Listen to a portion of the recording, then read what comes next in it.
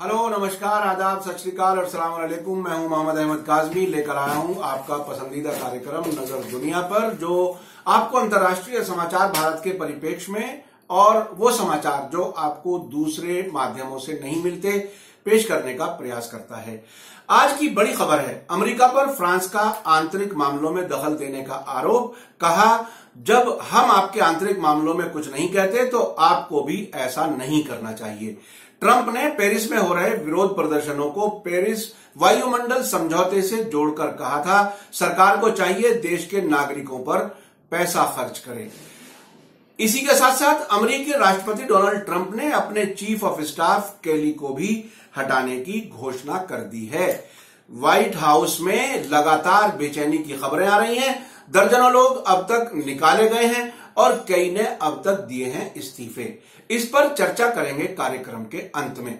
दूसरी खबर हमारी आज की है। कल सऊदी अरब की राजधानी रियाद में खाड़ी सहयोग संगठन यानी गल्फ कोऑपरेशन काउंसिल का शिखर सम्मेलन हुआ, जिसमें कतर के अमीर शेख तमीम बिन हमाद अल सानी ने भाग नहीं लिया। जून 2017 से सऊदी अरब, बहरीन, संयुक्त अरब अमीरात और मिस्र ने कतर पर आतंकवाद का समर्थन और ईरान से अच्छे संबंध के आरोप लगाते हुए और तुर्की की सेना की कतर से वापसी और अल जजीरा चैनल के बंद करने की मांग करते हुए सभी संबंध तोड़ लिए थे।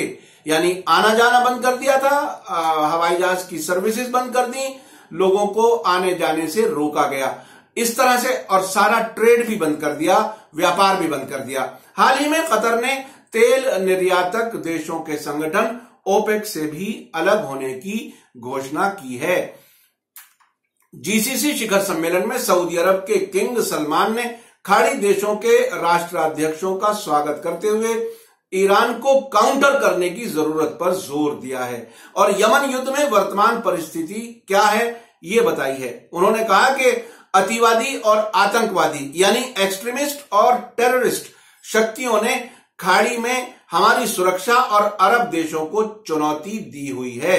उन्होंने यह भी कहा कि ईरान सरकार अपना शत्रुतापूर्ण रवैया और दूसरे देशों के आंतरिक मामलों में मुदाखलत करने का, दखलंदाजी करने का जो सिलसिला है वो जारी रखे हुए है। बाद में ईरान के विदेश मंत्री जवाद जरीफ ने ट्वीट करके कहा कि इस क्षेत्र में बड़े मजबूत लोग मौजूद हैं जिन्होंने युद्ध और लोगों के लिए कठिनाइयां खड़ी कर रखी हैं। उन्होंने कहा कि हमें स्ट्रांग मैन यानी मजबूत लोग नहीं बल्कि स्ट्रांग यानी मजबूत क्षेत्र की जरूरत है। यानी उन्होंने एक तरह से नाम लिए बिना सऊदी अरब के किंग को एक तरह से क्रिटिसाइज किया है। इस शिखर सम्मेलन के दौरान मोहम्मद बिन सलमान अपने पिता किंग सलमान के पीछे काफी महत्वपूर्ण तरीके से बैठे हुए थे। ये जमाल खाशोगी की हत्या के बाद में ये रियाद में सबसे बड़ी मीटिंग है जिसमें क्षेत्रीय देश वहां पर मौजूद हैं। पिछले दिनों मोहम्मद बिन सलमान ने कई अरब देशों का दौरा भी किया है और वो एक तरह से ये प्रयास कर रहे हैं कि उन पर जो आरोप लगाए गए हैं जमाल खाशोगी के, वो किसी तरह से धूमिल हो जाए, उनको लोग भूल जाएं। रियाद में शिखर सम्मेलन के दौरान कुवैत के अमीर शेख सबाह अल अहमद अल सबाह ने कतर संकट का जिक्र किया और चेतावनी दी कि मीडिया वार बंद की जाए, नहीं तो जीसीसी बिखर जाएगा। इससे विदेशों में हमारी साख भी खतरे में पड़ी है। ऐसी स्थिति में हम दूसरे देशों के हितों की गारंटी नहीं ले सकते, जबकि हमारी एकता ही खतरे में है।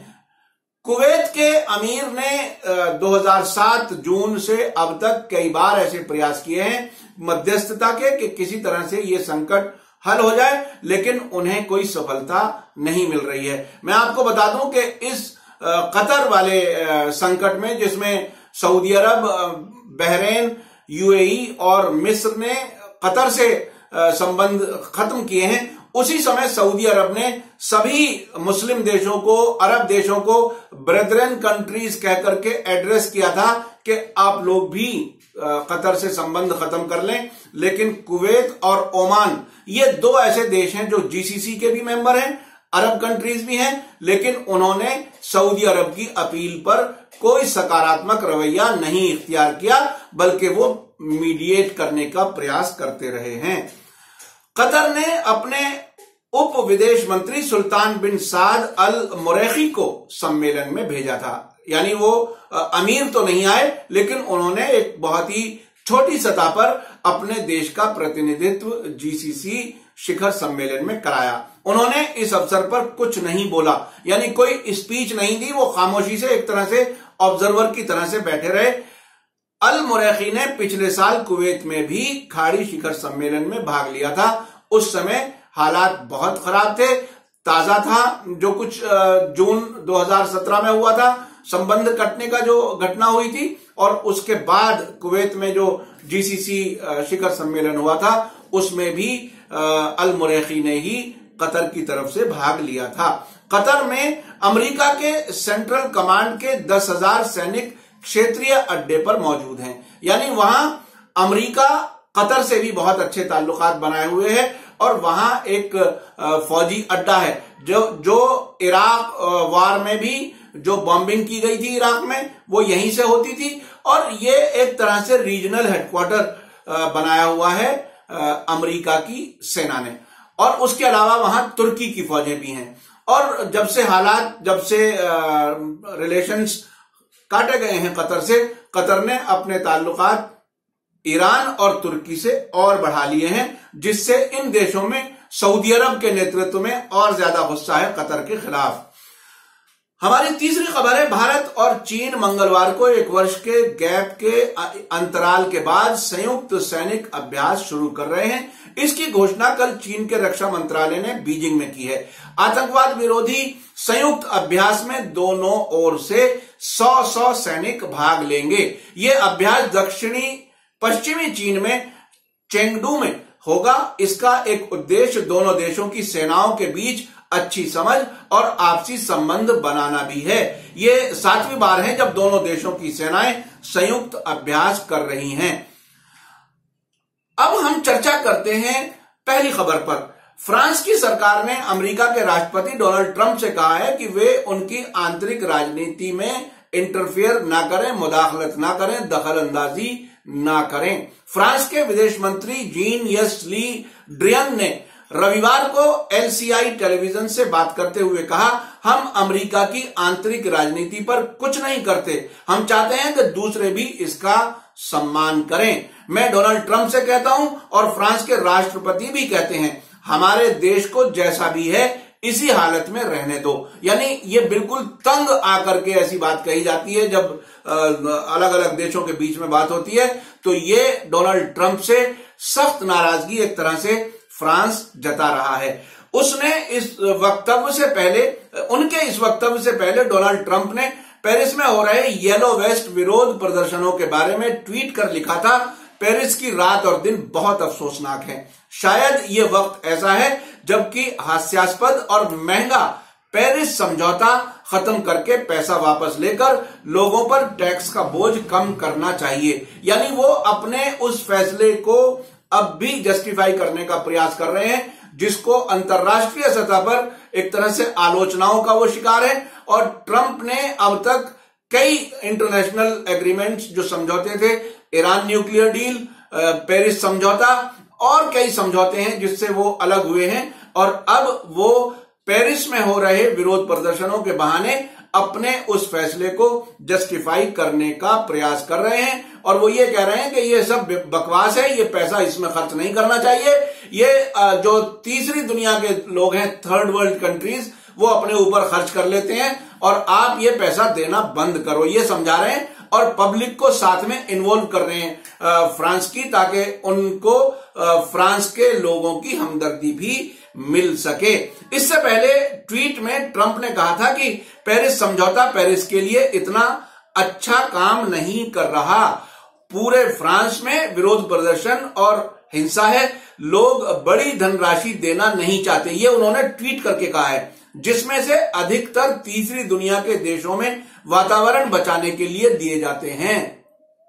वे नारे लगाते हैं, हमें ट्रंप चाहिए, हम फ्रांस को प्यार करते हैं। ये बात उन्होंने अपने ट्वीट में कही है और इस पर विरोध जता रहा है फ्रांस कि आप हमारे आंतरिक मामलों में दखल अंदाजी ना करें। पेरिस के प्रदर्शन का संबंध पेरिस वातावरण समझौते से नहीं है, वो वहां पर तेल की कीमतें जो बढ़ी थी, उस टैक्सेस लगाए थे सरकार ने, उसके खिलाफ ये प्रदर्शन शुरू हुए थे, जो बाद में ओवरऑल महंगाई के खिलाफ प्रदर्शन हो गए। लेकिन ये पेरिस वायुमंडल समझौता, जिसे पेरिस एटमॉस्फेयर समझौता भी कहते हैं, उसको ट्रंप ने उससे जोड़ दिया है। इसकी शुरुआत तेल की कीमतों पर अधिभार यानी टैक्स लगाने के विरोध में हुआ था। 2015 में हुए पेरिस वायुमंडल समझौते से भी डोनाल्ड ट्रंप अलग हो चुके हैं, जिस पर राष्ट्रपति इमैनुअल मैक्रों सहित कई पश्चिमी देशों ने अमेरिका के इस फैसले पर नाराजगी दिखाई थी। पिछले हफ्ते डोनाल्ड ट्रंप ने ऐसी पोस्ट को रीट्वीट किया था जिसमें दावा किया गया था कि फ्रांस में प्रदर्शनकारी ट्रंप के नाम के नारे लगा रहे हैं, और जबकि ये वीडियो 1 वर्ष पहले लंदन में हुए एक और प्रदर्शन की थी। ये देखिए, विश्व के जो सबसे ताकतवर, सबसे बड़े देश के राष्ट्रपति हैं, वो भी फेक न्यूज चला रहे हैं। ये दूसरे अखबारों को, मीडिया ऑर्गेनाइजेशंस को अक्सर कहते रहे हैं फेक न्यूज, CNN को, वॉशिंगटन पोस्ट को, और उन्होंने फेक न्यूज के अवार्ड भी एक बार अनाउंस किए थे, जो बहुत ही एक तरह से वो मजाक उड़ाया था उन्होंने मीडिया हाउसेस का। अब वो खुद लंदन के एक प्रोटेस्ट को फ्रांस का प्रोटेस्ट बता करके, पेरिस का प्रोटेस्ट बता करके उन्होंने रीट्वीट भी किया था। अभी तक उनके बारे में कोई एक और खबर के अनुसार फ्रांस में शुरू हुए महंगाई के खिलाफ विरोध प्रदर्शन अब यूरोप के अन्य देशों बेल्जियम और हॉलैंड तक भी फैल गए हैं। उधर डोनाल्ड ट्रंप ने कल व्हाइट हाउस के चीफ ऑफ स्टाफ जॉन केली को दिसंबर के अंत में अलविदा कहने की घोषणा कर दी। अब से पहले रक्षा मंत्री जेम्स मैटिस के बारे में भी त्यागपत्र का या निकाले जाने की संभावनाएं जताई जा रही थी। अभी तक उनके बारे में कोई घोषणा नहीं की गई है।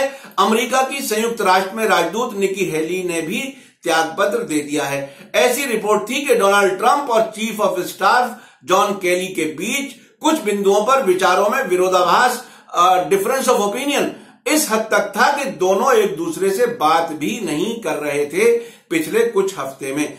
आपको याद दिला दूं कि डोनाल्ड ट्रंप अमेरिका के पहले ऐसे राष्ट्रपति हैं जिनके दौर में व्हाइट हाउस और सरकार में से इतनी बड़ी संख्या में अधिकारियों को निकाला गया है या त्यागपत्र दिए गए हैं। ट्रंप ने व्हाइट हाउस में आने के केवल 11 दिनों में शैली येट्स को डिप्टी अटॉर्नी जनरल के पद से हटा दिया था। कुछ ही दिनों के बाद उन्होंने राष्ट्रीय सुरक्षा सलाहकार मिशेल फ्लिन को हटाया था। FBI डायरेक्टर जेम्स के, White House chief of staff Reince Priebus, communications director Anthony Scaramucci, chief strategic Steve Bannon, विदेश मंत्री Rex Tillerson, attorney general Jeff Sessions को भी ट्रंप ने बाहर का रास्ता दिखाया था। ये इतनी तेजी से फैसले लेते हैं कि अपने व्हाइट हाउस के और सरकार में जो बड़े अधिकारी हैं उनको भी वो बहुत ही फ्रीक्वेंटली हटाते रहते हैं, और वो उनका एक तरह से फैसले लेने का तरीका है जो अब तक बहुत सी सरकारों ने और खुद उनकी सरकार में शामिल लोगों ने एक्सेप्ट नहीं किया है। इनके अलावा वो लोग हैं जो ये तो निकाला गया था, इनके अलावा वो लोग हैं जो बड़े पदों से त्यागपत्र दिए हैं, जिनमें White House press secretary Sean Spicer, प्रमुख आर्थिक सलाहकार गैरी कोहन और संयुक्त राष्ट्र में प्रतिनिधि निकी हाले शामिल हैं। बस इस तरह समझाया जा सकता है कि जब 20 जनवरी 2017 को डोनाल्ड ट्रंप राष्ट्रपति बनने के रजिस्टर पर हस्ताक्षर कर रहे थे, उस समय वहां जो जितने मौजूद थे लोग, वो लगभग सभी व्हाइट हाउस से बाहर हो चुके हैं। हाल ही में पूर्व विदेश मंत्री रेक्स टिलरसन ने CBS न्यूज से बात करते हुए आरोप लगाया था कि ट्रंप अनुशासनहीन है, यानी इनडिसिप्लिन है, और उन्होंने यह भी कहा कि कानून तोड़ने पर मजबूर करते थे वो। इसके जवाब में ट्रंप ने टिलरसन को कहा है कि वो चट्टान की तरह गूंगे आदमी थे, यानी वो खामोश रहते थे, बात नहीं करते थे।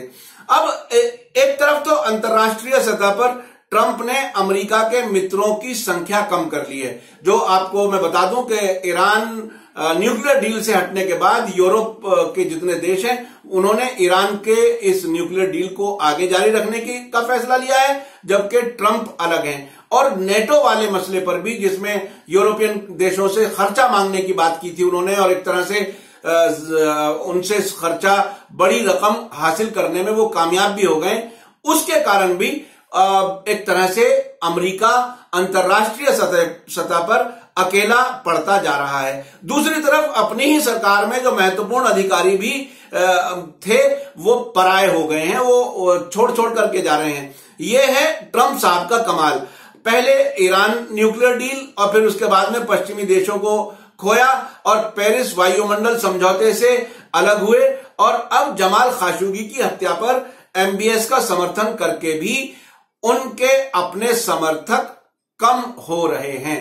तो ये स्थिति बनाई है अमेरिका की डोनाल्ड ट्रंप ने कि वो अंतर्राष्ट्रीय सतह पर देश को अकेला कर रहे हैं और खुद व्हाइट हाउस में खुद अकेले पड़ते जा रहे हैं। बहुत से अधिकारी वहां से छोड़ करके जा रहे हैं या उन्हें निकाला जा रहा है।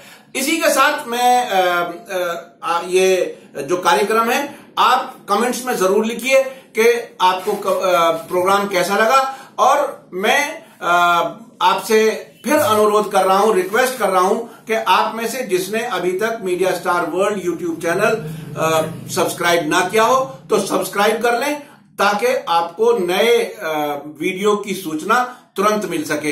इसी के साथ लेता हूं मैं इजाजत। धन्यवाद, शुक्रिया। जय भारत, जय हिंद।